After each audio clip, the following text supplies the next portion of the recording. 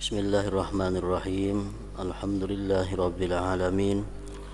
Wassalatu wassalamu ala asyrafil anbiya wal mursalin Sayyidina Maulana Muhammadin wa ala alihi wa sahbihi ajma'in.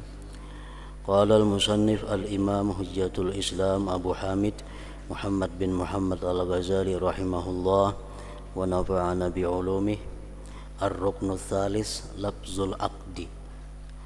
Fala budda min jiryani ijabi wa qabulim muttasilin bih bilafzin dalin 'alal maqsud muhimmin imma sarihin aw kinayah. Falau qala a'taituka hadza bidzaka badala qawlihi bi'tuka faqala qabiltuhu jaza mahma qasada bihil bai'a li'annahu qad yahtamilul i'arata idza kana fi thawbaini aw dabbatain wan niyyatu tadfa'ul ihtimal was-sarih aqla'u lil khusumah walakinnal kinayata tufidul milka wal hilla aidan bima yakhtaru wala yanbaghi ay yakruna bil bai'i syartan ala khilafi muqtadal aqdi walau syarata ay yazida syai'an akhar aw ay yuhmal al mabi ila darihi kullu dhalik fasidun illa idza abrada istijarahu ala naqli bi ujratin ma'lumatin munfaridatin an syira' lil manqul wa mahma lam yajri bainahuma illa al mu'atatu bil fi'li dun talaffuzi bil lisan lam yan'aqidil bai' inda Syafi'i aslan wa na'aqada inda Abi Hanifah in kana bil muhqarat summa dhabtul muhqarat asir ila akhirih. Makna daripada kalam al-imam hujjatul Islam Abu Hamid al-Ghazali rahimahullah wa nafa'ana bi ulumih, rukun yang ketiga daripada rukun-rukun jual beli, lafaz akad.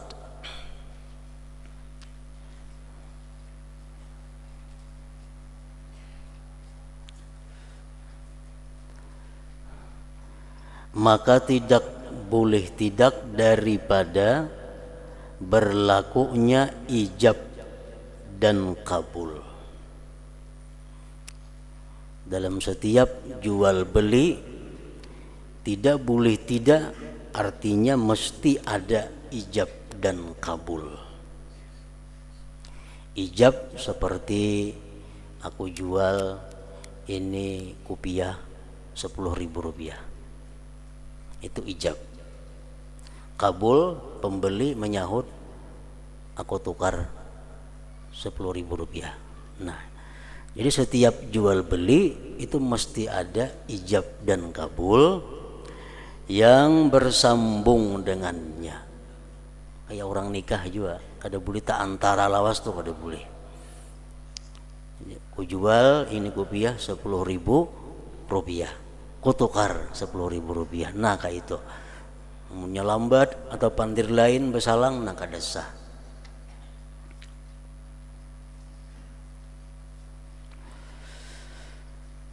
Berlakunya ijab dan kabul yang bersambung dengannya dengan lafaz yang menunjukkan atas yang dimaksud dan memberi paham. Ada kalanya jelas, sharih, atau sindiran atau kinayah. Lafaznya itu ada ketentuan-ketentuannya. Kalimat-kalimatnya sudah ada ketentuan-ketentuannya, macam orang kawin kan kalimatnya sudah ada, engkau aku nikahkan atau engkau aku kawinkan. Nah sama jual beli pun demikian, ada kalimat-kalimatnya yang mesti diucapkan. Kalimat itu menunjukkan atas yang dimaksud dan memberi paham. Yang jelas contohnya macam tadi, aku jual 1 biji kopiah 10.000 rupiah. Nah itu jelas.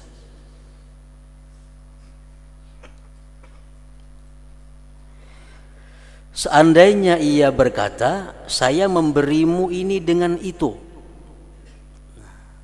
ini kopiah aku berikan kepada kamu dengan 10.000 rupiah. Lalu ia menjawab, saya menerimanya. Maka hal itu boleh. Maka hal itu boleh manakala keduanya menghendaki jual beli dengan kata-kata itu.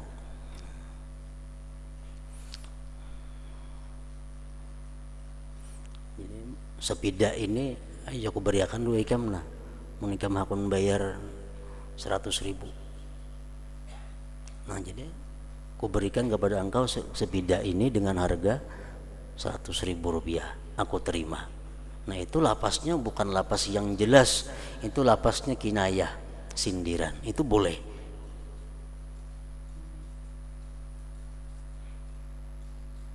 Atau ujar pembeli umpamanya, kopiahnya sagan engkau aja lah, kopiahnya sagan engkau aja. Ujar penjual, ayo ha 10.000. Nah itu kinayah juga ngarannya. Boleh juga asal niatnya adalah jual beli.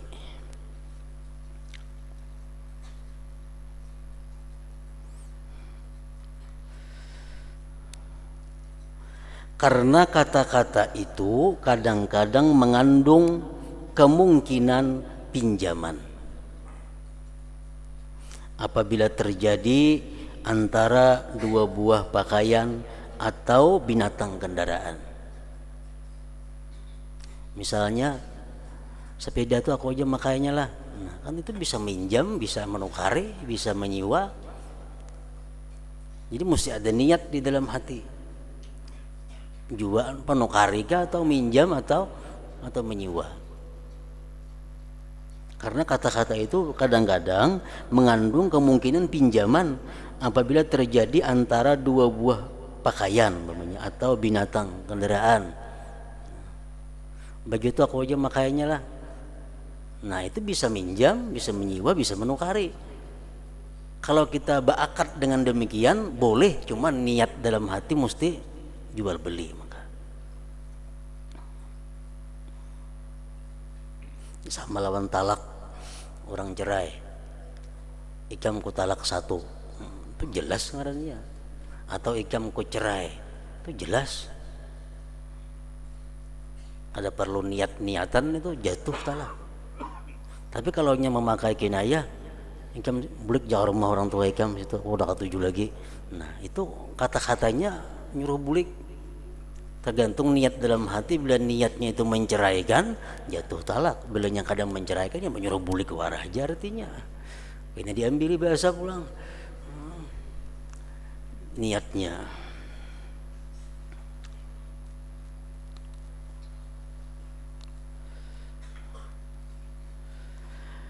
Dan kalimat yang jelas itu,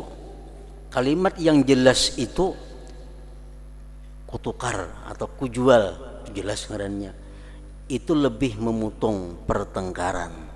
Artinya kada betah apa hual. Kayaknya buntut-buntutnya kada betah ada masalah. Kalau kalimatnya jelas. Kalau kalimatnya kinayah itu bisa macam-macam kayaknya ujung-ujungnya. Tetapi kinayah sindiran itu memberi faedah pemilikan dan penghalalan pada apa yang dipilihnya. Dengan kinayah itu dia sudah halal untuk memakai apa yang dipakainya itu.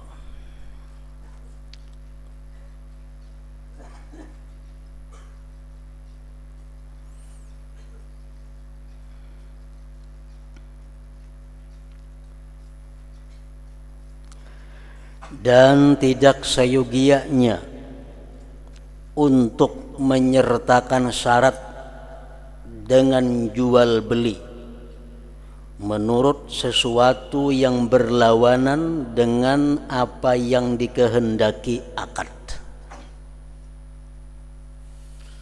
Artinya di dalam akad itu tidak boleh ada syarat-syarat nang kada berhubungan dengan jual beli. Dan tidak seyogianya untuk menyertakan syarat dengan jual beli menurut sesuatu yang berlawanan dengan apa yang dikehendaki akad. Contohnya, Itu aku menjual lawan nikam sepida itu 100.000, cuma jangan dijual ke lain lagi. Nah itu ada boleh. Beli sudah dijual, nak dibuang orang kah, diberikan orang kah, ada urusan lagi. Kalau kita memakai syaratnya lah, aku jual lawan ikam 100.000 sepida itu, kamu ada boleh menjual ke lain lagi. Menjual lawan aku aja pulang ke ina, nah itu ada boleh. Bersyarat macam itu ada boleh.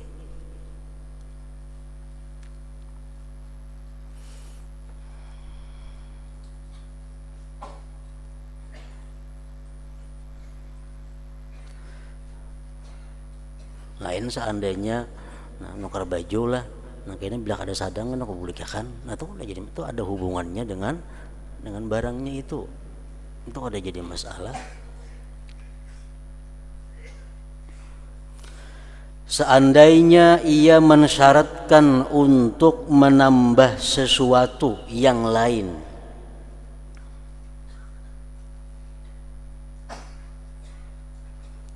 seandainya ia mensyaratkan untuk menambah sesuatu yang lain, umpamanya ini sepeda ku jual lawan ikam 100.000 rupiah, cuma aku 4 malam di rumah ikam 2 malam, nah kada kawan itu bertambah kayak itu. Seandainya ia mensyaratkan untuk menambah sesuatu yang lain atau membawa barang yang dijual itu ke rumahnya, ayo 100.000 aku tukari, cuma syaratnya antarakan ke rumah, nah itu ada boleh.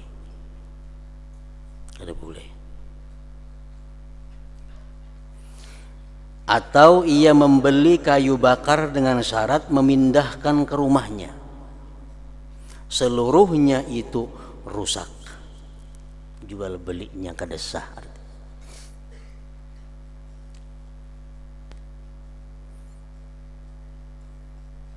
Jadi kita menjual barang namanya, berapa harganya ini, itu 100.000, on atarnya nah kada sah tuh. 100.000 terima di tempat kada boleh, kada sah.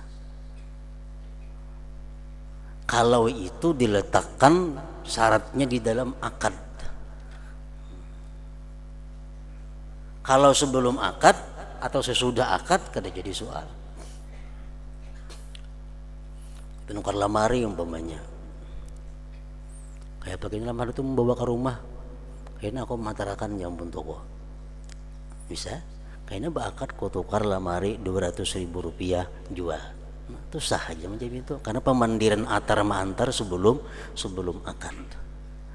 Tapi kalau dalam akad lamari itu harganya ku jual lawan 200.000 rupiah, terima sampai di rumah, nah itu kada sah.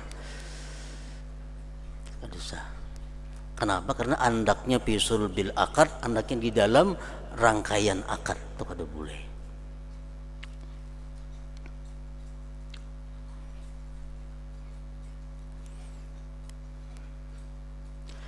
Kecuali apabila ia mengasingkan siwa pemindahan dengan ongkos yang diketahui, itu bisa. Itu lemari harganya 200.000 rupiah, ongkos kirim ke rumah hikam itu bica 10.000, nah itu jelas ngarannya, itu boleh.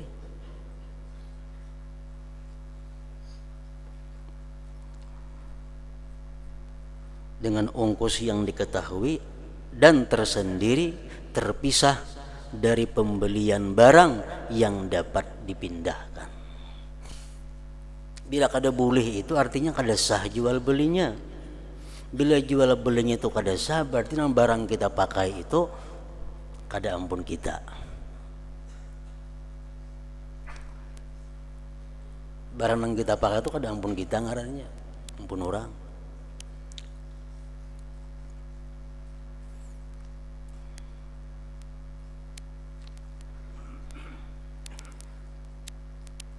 Nah, jadi jangan dibiasakan ongkos membawa barang itu digabungkan dalam harga satu buah barang menjadi sepaket lawan antaranya untuk ada boleh. Berapa lemari sebuah? 200.000. Aja kono karinya aku tukar 200.000. Itu sah. Karena kau mengantarakan yang pun toko, nah itu udah jadi masalah. Kenapa? Karena sudah di luar daripada akad. Anak pandir bedahulu, berapa harganya lemari? 200.000. Kayak pakai nang bawa ke rumah tuh urusan kok, gitu kan toko. Ya ampun toko tuh urusan kok, mengantarakan ke rumah ikam. Ya sudah, hanya bakat. Nah aku tukar lemari lawan ikam 200.000 rupiah jual. Nah ayo lagi ada apa lagi itu. Karena anaknya di luar akad tadi.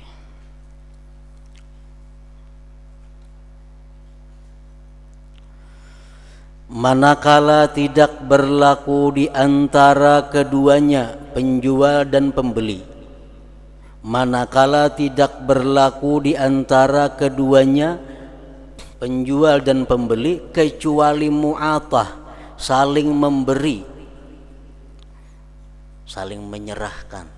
Penjual menyerahkan barang, pembeli menyerahkan duit dengan perbuatan penjual mengukut duitnya, pembeli mengambil barangnya, bukan atau tanpa melapaskan dengan lisan. Kada ada akadnya, kada ada jual tukarnya, kada ada. Berapa harganya lemari itu? 200.000. Orang nggak ada pas unjuk duit beranai aja juga, nang menukari beranai juga, nang menjuali beranai juga. Saya kong mengukut duitnya, saya kong mengambil lemarinya, kada ada suara apa-apa lagi, maka tidak sah sama sekali jual beli itu menurut Imam Syafi'i. Ada sah. Misalnya macam di toko-toko nangganal kan biasa barang-barang ada berharga sudah, macam susu misalnya sekian ribu, batikap ada harga. Nah, batikap ada harganya. Ini tapi ini baju sudah belibel ada sekian 100.000. Nah, berarti libelnya 100.000. Unjuk duitnya, mulik. Ada pandir apa-apa kada. Nah, macam itu jual belinya adalah sama sekali tidak sah menurut Imam Syafi'i. Ini mesti ada. Ku jual itu tapi sarung atau baju takwa 100.000 rupiah, ku tukar.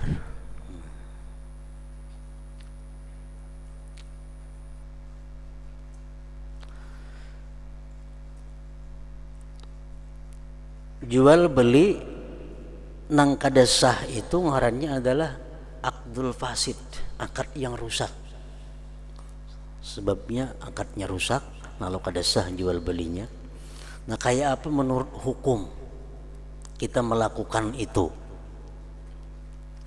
Menurut hukum,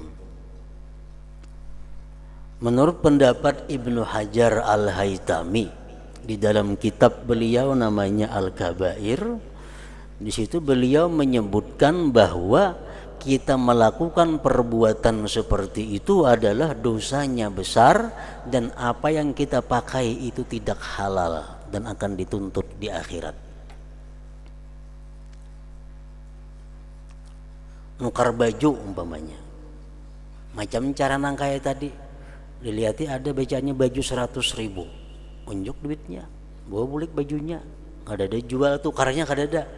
Nah kita melakukan macam itu dosa besar. Kemudian bajunya kita pakai sembahyangnya kada diterima Allah Ta'ala, sembahyangnya kada diterima Tuhan. Nah itu keterangan dari Ibnu Hajar Haytami dalam kitab Sidin Al-Kabair. Nukar sepida, nukar apakah? Bila kita kada beakad atau kita melakukan hal-hal yang menyebabkan jual belinya itu rusak, maka kita melakukan satu dosa yang besar dan itu kada halal, maka kita akan dituntut di akhirat. Itu pendapat Ibnu Hajar Al-Haytami. Nah kemudian ada pendapat yang kedua, pendapat Al-Imam Ramli. Imam Ramli mengatakan bahwa orang-orang yang melakukan akad seperti tadi, jual beli cuma kada akad contohnya, dia melakukan dosa, tapi dosa kecil. Dan di akhirat dia kada akan dituntut. Di akhirat dia kada dituntut. Artinya yang dipakai itu halal saja. Ini pendapat Imam Ramli. Nah, apa artinya? Apa hikmahnya ini perbedaan pendapat dua ulama ini? Nah, hikmahnya adalah orang-orang yang hendak apik, hendak wara dalam agamanya, umpat Ibnu Hajarnya. Nah, orang-orang yang hendak nyaman, hendak ambil inting, umpat Imam Ramli.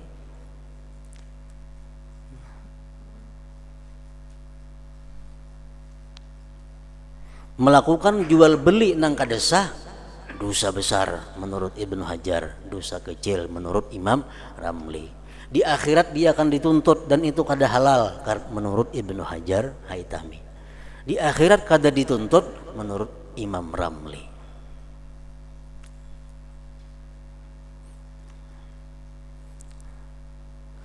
Nah, manakala tidak berlaku di antara keduanya kecuali mu'atah, saling memberi dengan perbuatan bukan melapazkan dengan lisan, maka tidak sah sama sekali jual beli itu menurut Syafi'i.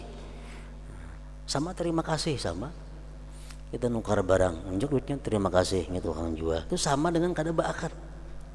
Karena terima kasih itu apa artinya? Orang kawin terima kasih maulah, jam ku nikahkan dengan pulang bin pulang dengan 50.000 rupiah, terima kasih maulah itu. Ada sah. Nah, sama jual beli pun ada sah juga terima kasih.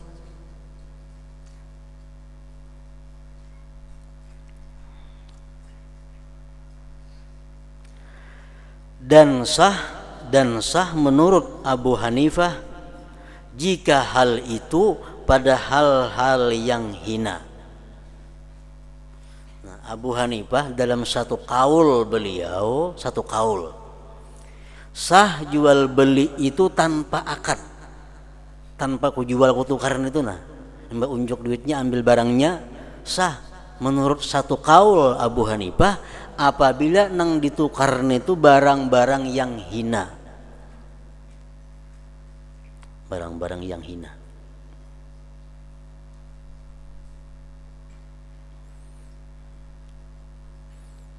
Kemudian mengoreksi yang hina itu sulit. Kayak apa dimaksud barang-barang hina itu? Nang boleh kita kada berjual bertukar kada berakad itu.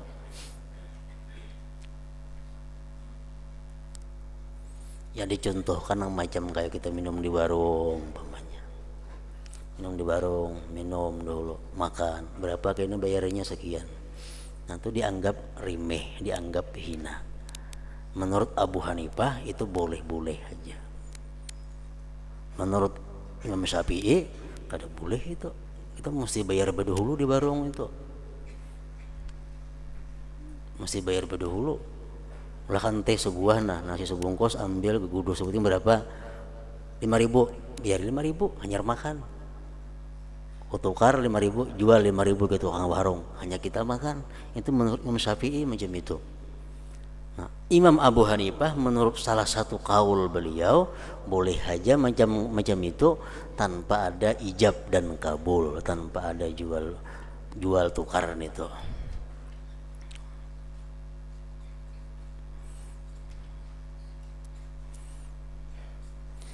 Kemudian mengoreksi yang hina itu sulit. Sulit kita mengatakan kayak apa ukuran nang hina itu nang boleh kada beakad itu. Masing-masing orang mungkin berbeda-beda tafsirnya hina itu. Bagi orang nang sugih 10.000 mungkin dianggap hina aja. Bagi orang nang kada berduit 10.000 mulia bananya. Nah jadi mengoreksi hina itu sulit.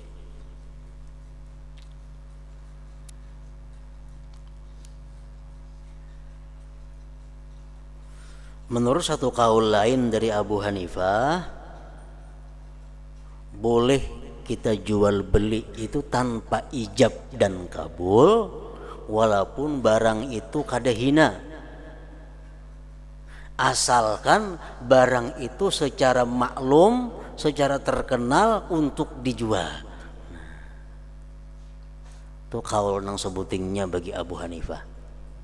Boleh kita menukar barang, menjual barang kada baakat ijab kabul, amun barang, walaupun barang itu mahal, tapi syaratnya barang itu sudah terkenal untuk jualan. Umpamanya macam kita bisi motor hendak dijual, motor itu kita TKP kertas di kaca dijual motornya, ada origin tuh di showroom tuh dijual aja. Nah itu sudah tahu untuk dijual ngarannya motor itu. Nah bila kita menukari atau menjual, walaupun kita kada jual bertukar kada beakad, sah menurut satu kaul lain dari mazhab Abu Hanifah. Ini Abu Hanifah ini ada dua kaul. Satu, boleh kada beijab bakabul kalau barangnya hina. Nang kedua, boleh juga barangnya mahal tapi sudah dikenal untuk dijual. Kalau pertanahan, rumah-rumah atau kada boleh. Itu mesti ada akad, karena itu kada maklum, kada umum untuk dijual.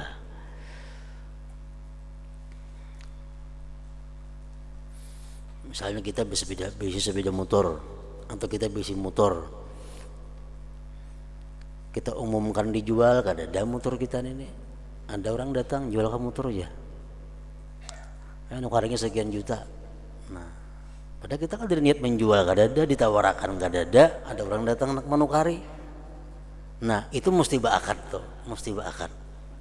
Baik Syafi'i, baik Abu Hanifah, mesti beakad. Kenapa? Karena kada dikenal untuk diperjualbelikan. Sama rumah kah? Rumah tuh, berarti kapal kat papan tulis ngenalan di muka, rumah dijual, hubungi telepon sekian, jar bertahun-tahun begitu itu papannya itu, tahuan orang seberbayan rumah itu bakal dijual. Nah ditukari menurut Abu Hanifah salah satu kaulnya boleh kita kada beijab bakabul karena sudah tahuan orang pada itu barang jualan.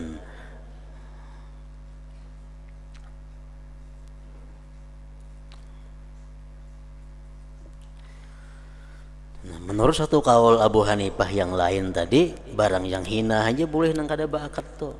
Kita nukar teh sebungkus umpamanya, nukar gula seperapat, nah tuh boleh aja kada beakad karena itu remeh.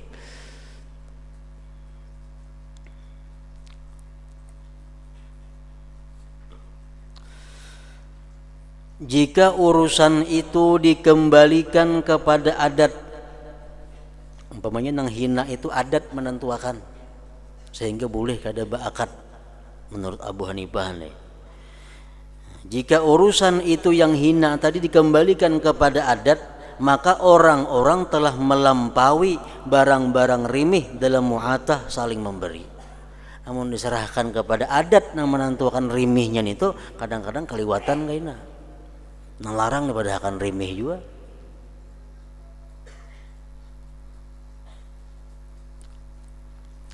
Nah ini contohnya ketika maklar baju kepada pedagang kain, daripada si pedagang kain maklar tadi ia mengambil kain sutra seharga 10 dinar misalnya, dan ia si maklar tadi membawanya itu kain sutra kepada pembeli,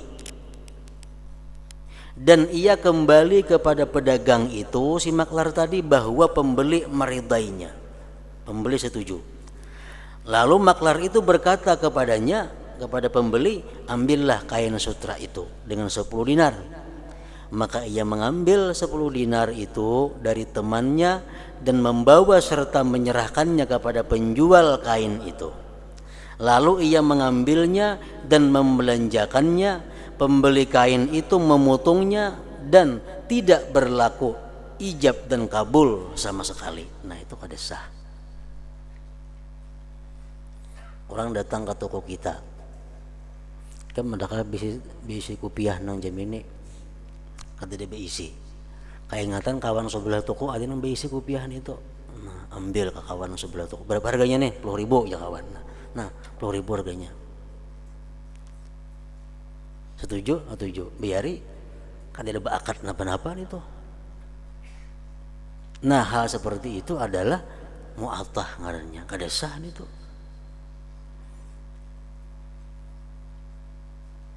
Jadi itu mesti ada lapas-lapas nang diucapkan. Kita mendapat bisa kupiah jam ini ada atau ada orang hendak tadi nah kayak apa? Nah, kan wakili bila inya menjual, bila mau menukar 10.000 itu jualakannya 10.000. Nah berarti ini sudah ada wakil untuk mengakadkan barang ini.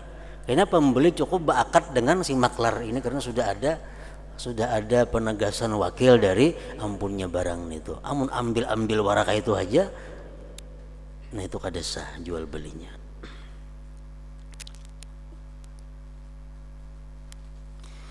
Demikian juga orang-orang yang bersiap-siap calon pembeli di toko pedagang, lalu ia menawarkan barang harganya 100 dinar misalnya pada siapa yang bersedia menambah. Lalu salah seorang di antara mereka berkata, untukku 90 dinar. Dan yang lain lagi berkata, untukku 95 dinar. Dan yang lain lagi berkata, untukku 100 dinar. Lalu ia berkata kepadanya, timbanglah. Lalu ia menimbang dan menyerahkan barang itu tanpa ijab dan kabul.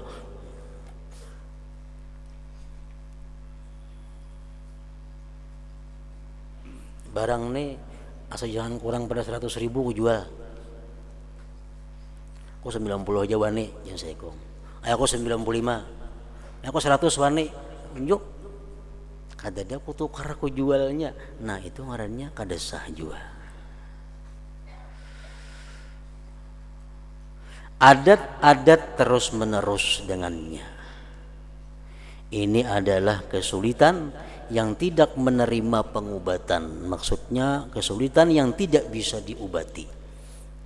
Ngalih obatnya itu. Di mana-mana sudah berlaku jual beli ini sulit ngalih menjadi yang bujur-bujur beakar itu.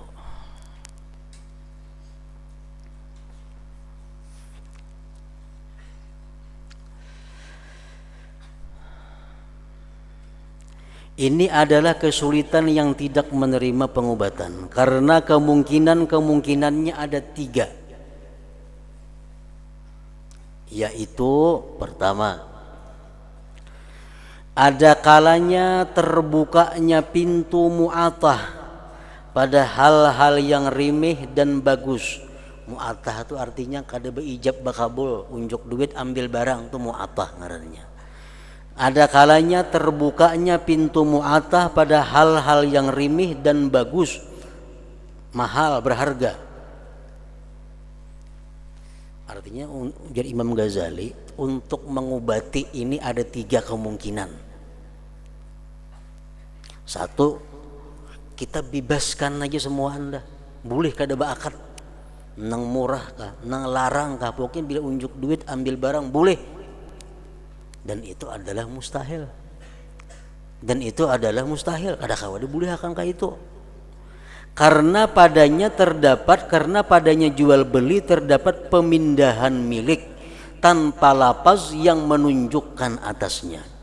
Padahal Allah menghalalkan jual beli, sedangkan jual beli itu adalah nama bagi ijab dan kabul. Dan tidak berlaku dan tidak disebut jual beli terhadap perbuatan penyerahan dan penerimaan semata. Maka dengan apakah dihukumkan pemindahan milik dari dua belah pihak, lebih-lebih pada budak-budak perempuan, hamba-hamba sahaya laki-laki, pertanahan, binatang-binatang yang bagus-bagus, dan sesuatu yang banyak menjadi pertengkaran. Karena bagi orang yang menyerahkan berhak untuk mencabut kembali, seraya ia berkata, saya menyesal dan saya tidak menjualnya karena tidak keluar daripadaku kecuali semata-mata penyerahan, dan itu bukan jual beli. Jadi dari Imam Ghazali untuk mengobati masyarakat masalah ini adalah, pertama, kalau dibuka seluas-luasnya, boleh jual beli itu kada beakad, baik nang murah baik nang larang, itu kada kawa. Kalau dibuka seperti itu mustahil. Kenapa? Karena akhirnya bisa menimbulkan pertengkaran. Contohnya kayak pertengkarannya macam apa? Misalnya Sepida. Berapa harga sepida? 500.000 rupiah. 500.000 rupiah. Ditukari orang, diunjuk orang duitnya 500.000, diambil, tidak dibawa orang, tanpa ada akad jual tukarnya. Nah, si ampun sapida ini nang menjual ini boleh mendatangi, kok udah jadi nang jual duit ikam nah boleh. Dan nang manukari pun boleh juga kada jadi, oh udah jadi nukari boleh itu. Kenapa? Karena kada ada akad jual belinya. Nah kalau sudah berakad jual lah, tukar lah, begitu kita berpaling keluar pada toko sudah kada boleh dibulikakan lagi itu karena sudah berakad. Nah jadi itu gunanya akad ini. Berapa harganya ini? Sepeda 500.000, bayari, terima kasih. Bawa balik sepedanya, sampai ke rumah kita asa kada sanang lawan sepeda. Datang pulang ke toko udah jadi nukar nah sepeda nah ambil ha. Wajib memulihkan duitnya. Kenapa? Karena belum berakad lagi. Nah kalau sudah berakad kada kau lagi memulihkan macam itu. Nah itu salah satu manfaatnya akad nang berjual bertukaran itu.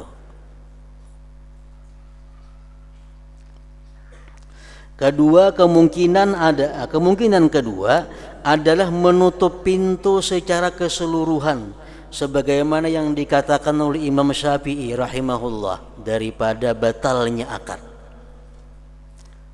Kalau kita umpat pendapat Imam Syafi'i, nang barang murah, barang larang mesti ada ijab kabul.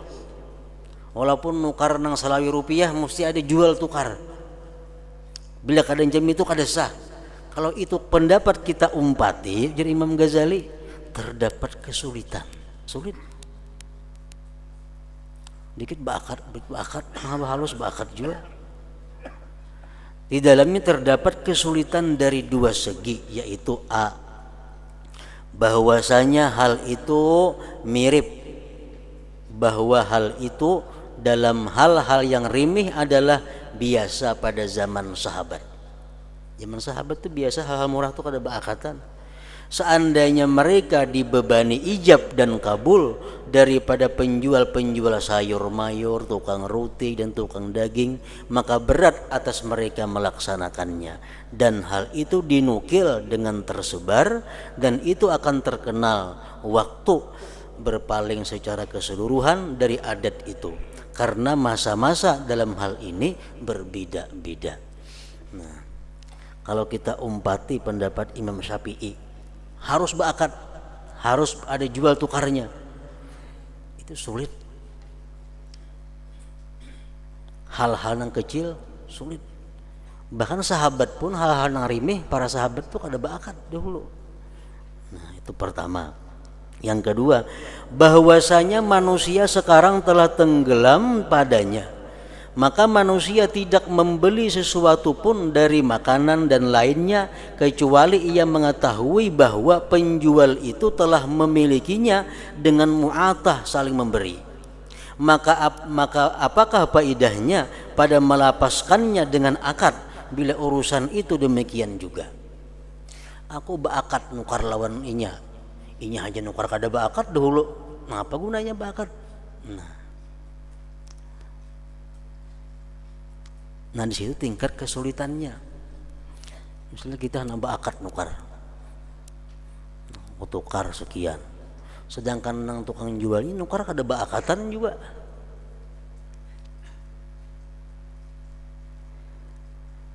Jadi sudah mulai atasnya sudah mulai kada sah berdahulu.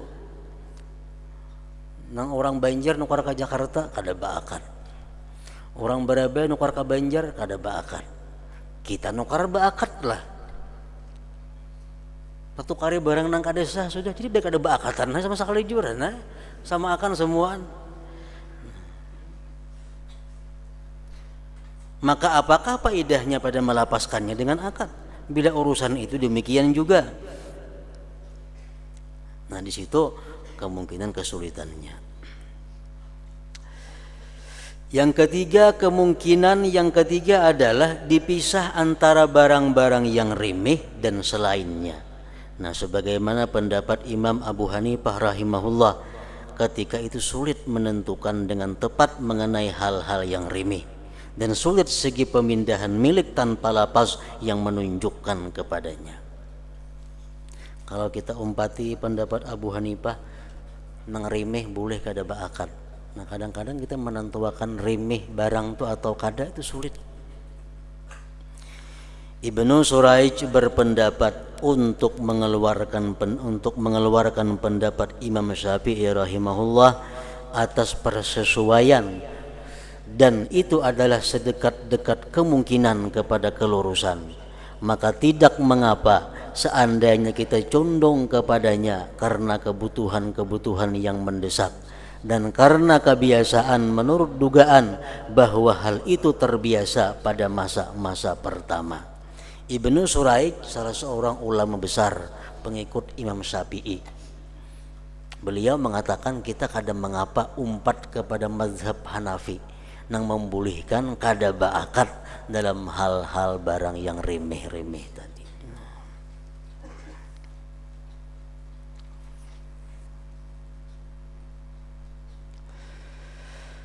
Adapun jawaban dari dua kesulitan itu adalah kita katakan, satu, adapun meneliti pada membedakan antara barang yang remeh dan selainnya maka tidak membebankan kita untuk memperkirakan.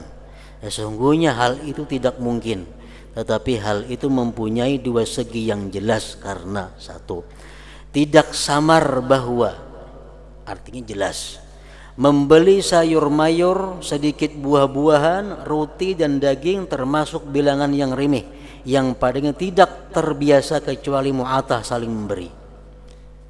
Kalau kita urusan nukar gagudo sebiji, nukar wadai sebuting, itu sudah akor aja itu remeh. Kita umpat Abu Hanifah, kan usah baakad ya kada jadi masalah. Orang yang menuntut ijab dan kabul padanya itu dibilang terlalu. Warga guduh, tukarlah, kata laluan pulang kalau tuh. Nak minum di warung, bayar bedahulu kata laluan pulang. Dibilang terlalu dan dicaci maki, membebankannya. Orang pak alimnya pulang, halus-halus baakad juga. Dan ia dinisbahkan kepada orang yang menegakkan timbangan bagi perkara yang remeh, maka ini adalah segi keremihan. Jadi kalau macam nukar gagudo, nukar bilungka, nukar jagung, itu sudah sepakat itu remeh. Kada usah baakad, kada mengurangi kewaraan seseorang. Ini tuh kada baakad, kada mengurangi kewaraan inya. Nah, yang kedua, segi kedua bahwa binatang-binatang, hamba sahaya, pertanahan, perumahan dan pakaian-pakaian yang bagus itu termasuk sesuatu yang dipandang tidak jauh membebankan ijab dan kabul padanya. Kalau barang-barang yang mahal-mahal, nukar sepeda motor, tapi baju itu barang mulia, itu mesti baakad. Nah, itu kada jadi masalah. Dan di antara keduanya terdapat beberapa pertengahan yang samar padanya. Yang samar padanya diragukan. Pertengahan-pertengahan ini dalam kedudukan syubhat. Nah, ini nangali nang panangahan ini nangali. Kalau nukar gaguduh sebiji kada baakad kada jadi masalah. Kalau nukar sepeda motor kada baakad jahat karena itu mahal. Nah masalahnya nukar gaguduh 100 biji kayak apa? Apa baakad atau kada? Nah,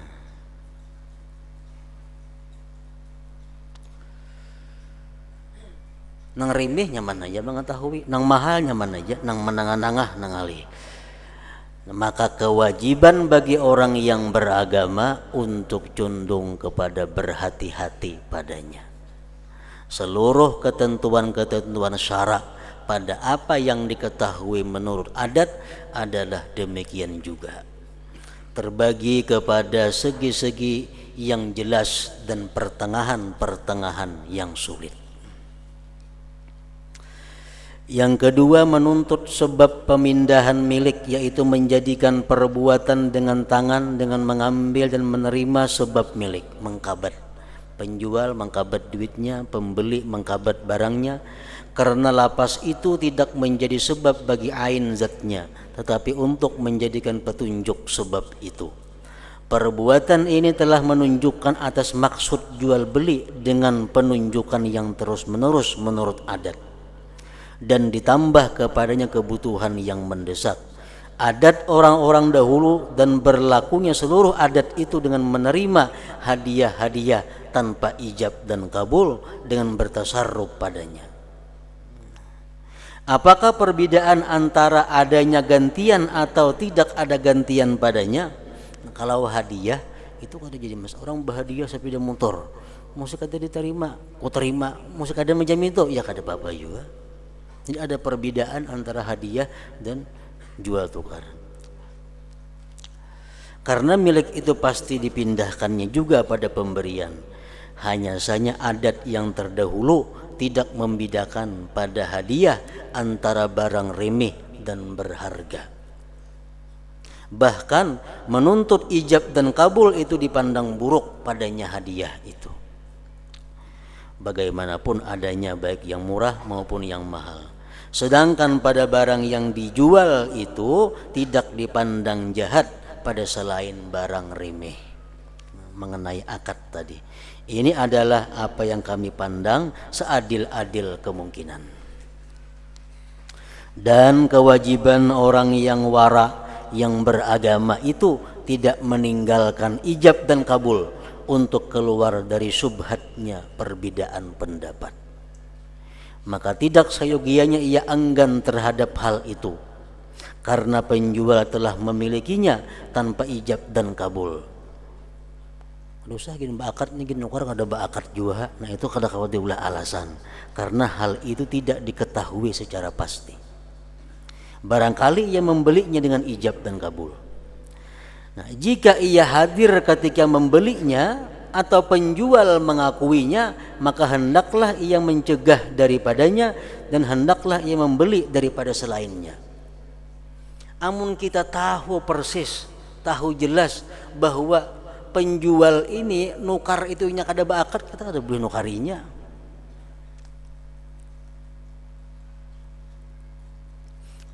Atau di hadapan kita inya nukar kada bakat, kita tagur. Kalau kita kada tahu inya bakat kah kada kah, kada usah dicariin itu. Kada usah ditakuni kan bakat nukarin dulu, kada usah ditakuni macam itu. Jika ia hadir ketika membelinya atau penjual mengakui, penjualnya mengakui aku nukarnya kada bakat kada ini, nah jangan ditukarin itu. Maka hendaklah ia mencegah daripadanya dan hendaklah ia membeli dari selainnya.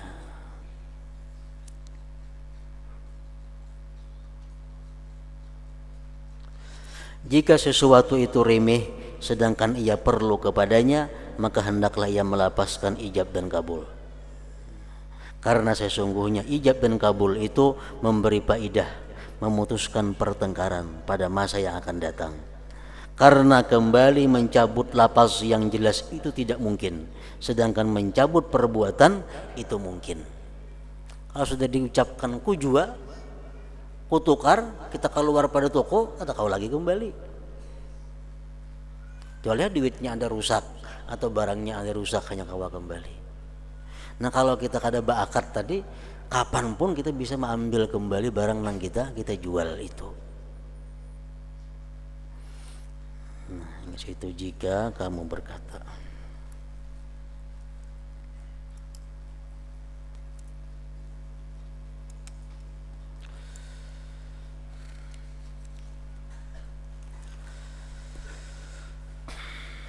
أفضل الذكر فاعلم أنه لا